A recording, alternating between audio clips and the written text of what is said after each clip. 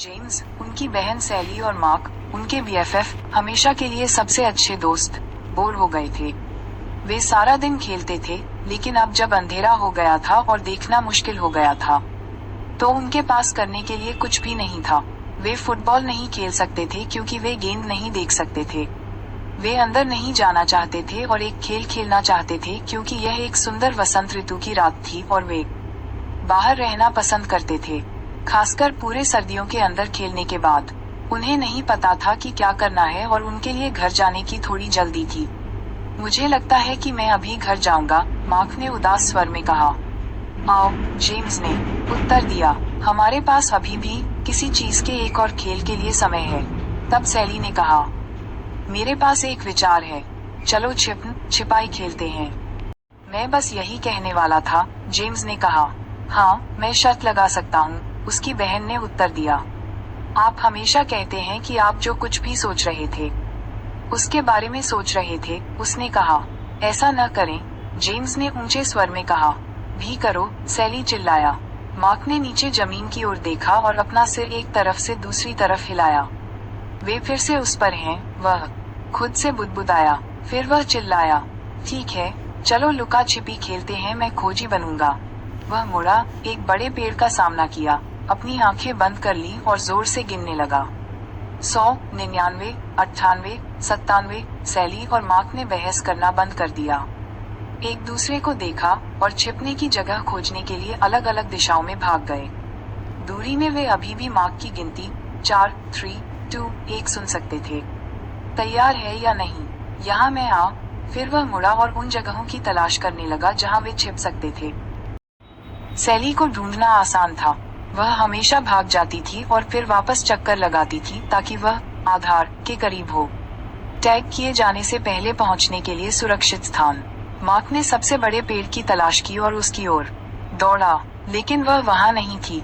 मैं शर्त लगा सकता हूँ कि वह उस बड़ी झाड़ी के पीछे है, उसने खुद से कहा। तो वह उसके पास भागा और उसे टैग करने के लिए तैयार था, लेकिन वह वहां भी नहीं थी। जैसे ही वह मुड़ा, उसने जेम्स को बेस की ओर भागते देखा और उसके पीछे भागा। से ठीक पहले उसने जेम्स के कंधे को छुआ। जेम्स ने आधार को टैग किया और सिर्फ, क्या आपको अभी तक सैली मिली? जेम्स ने पूछा। नहीं, मार्क ने कहा, मैं उसे ढूंढ नहीं पाया और देर हो रही है और हमें घर जाने की जरूरत है। तो दोनों लड़के चिल्लाए, चलो सैली, बहुत देर हो चुकी है। लेकिन कोई जवाब नहीं आया, जरा सी भी हंसी नहीं कहीं अंधेरे में।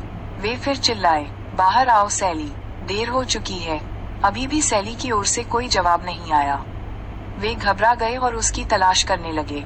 जब वे उस क्षेत्र में घूम रहे थे तो उन्होंने पुकारा, सैली, चलो हम हार मान लेते हैं, तुम सुरक्षित हो।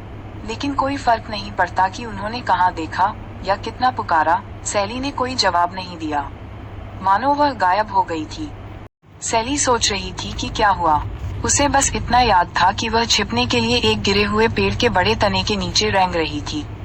अब जैसे ही उसने ऊपर देखा, उसने देखा उसके सिर के ऊपर एक छोटे से छेद से कई तारे।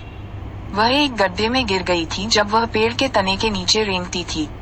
मदद करना, वह चिल्लाई और उसकी आवाज सुनी एक गुफा रही होगी जो भर में गूंज।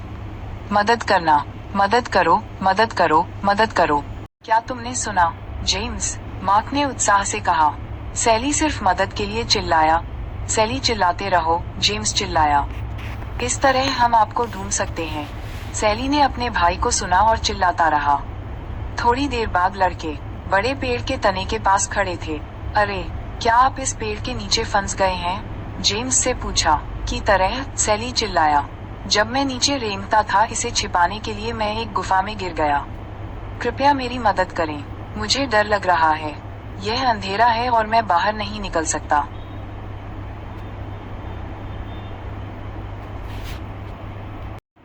मार्क ने कहा, जेम्स तुम सैली के साथ रहो और मैं अपने पिताजी को लेने जाऊंगा। फिर वह अंधेरे में धराशायी हो गया। डरो मत, जेम्स ने कहा, मैं तुम्हारे साथ यहीं हूँ। नहीं, तुम नहीं हो, सैली ने कहा, तुम वहाँ ऊपर हो और मैं यहाँ नीचे हूँ। जैसे ही सैली गुफा के अंधेरे में मुड़ी, वह किसी चीज से टकराई, चीखी और रोने लगी। क्या गलत? जेम्स चिल्लाया। यहाँ मेरे साथ कुछ नीचे है, सैली ने कांपती आवाज में जवाब दिया। तभी मार्क और उनके पिता जंगल से दौड़ते हुए आए। मार्क के पिता ने घुटने टेककर सैली से पूछा अगर वह ठीक थी। वह उसके रोने और सिसकने की आवाज सुन सकता था। सैली, क्या आपको चोट लगी है? उसने पूछा। नहीं, उसने कहा, लेकिन मुझे डर लग रहा है और यहाँ मेरे साथ कुछ है। वापस खड़े हो जाओ सैली। मैं एक रस्सी नीचे कर रहा हूँ और 1 सेकंड में तुम्हारे साथ नीचे हो जाएगा। मार्क के पिता ने रस्सी को पेड़ से बांध दिया। पेड़ के तने के नीचे छेद पाया। थोड़ा सा हिल गया और नीचे उतर गया खुद गुफा में। सैली उसे रस्सी से उतरते हुए देख सकती थी और रोना बंद कर दिया। न केवल वह वहां था बल्कि गुफा की किरण से उज्जवल हो गया था। उसकी टॉर्च गुफा के फर्श और दीवारों पर नृत्य करती है। जैसे ही वह गुफा के तल पर पहुंचा, उसने सैली पर प्रकाश डाला और उसे एक बड़ा आलिंगन दिया। डरो मत, उन्होंने कहा, मैं तुम्हें कुछ ही समय में यहाँ से निकाल दूंगा।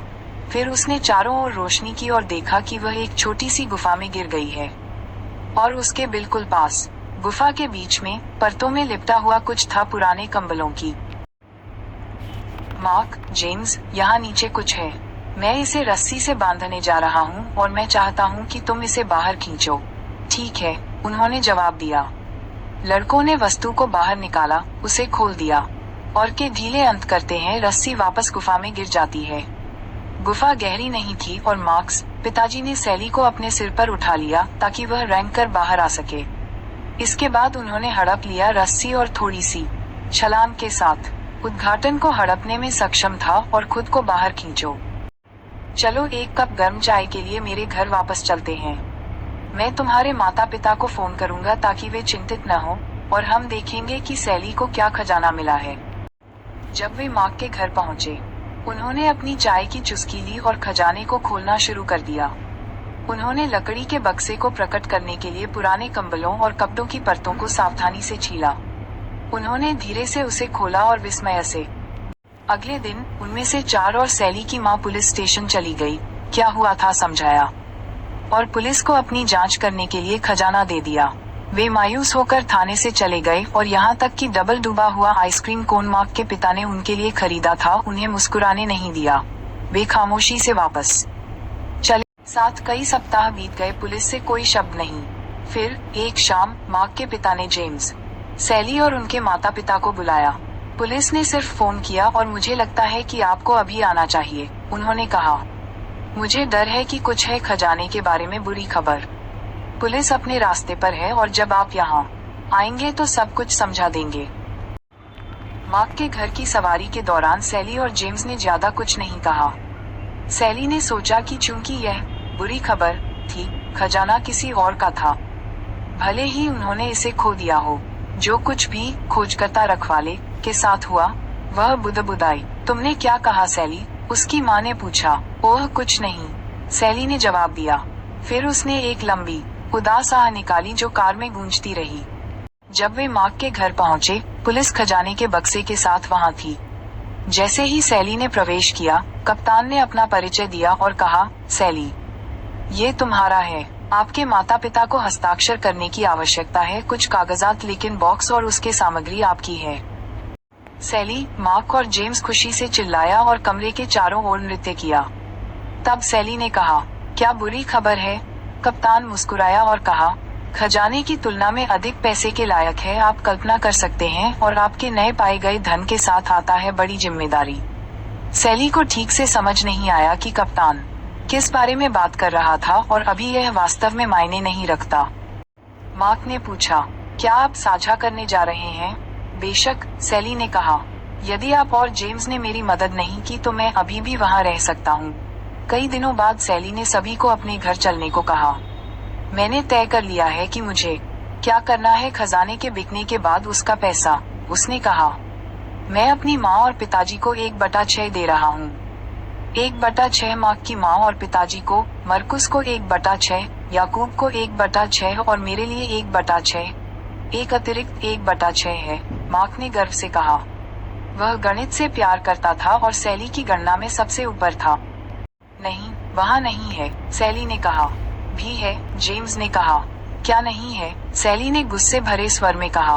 जैसा कि मार्क कहने वाला था, वे इसे फिर से कर रहे हैं, सैली ने कहा। यही कारण है कि एक अतिरिक्त 1/6 नहीं है। मैं इसे स्थानीय चैरिटी को दे रहा हूँ, ताकि यह उन लोगों को दिया जा सके जो कम भाग्यशाली और जरूरतमंद हैं। उसकी माँ और पिता ने कहा ये करने के लिए एक देखभाल और जिम्मेदार चीज थी। उन्हें उस पर बहुत गर्व था और वे जानते थे कि वह समझ गई थी कि कप्तान का क्या मतलब था जब उसने कुछ ही दिन पहले खजाना उसे सौंप दिया था।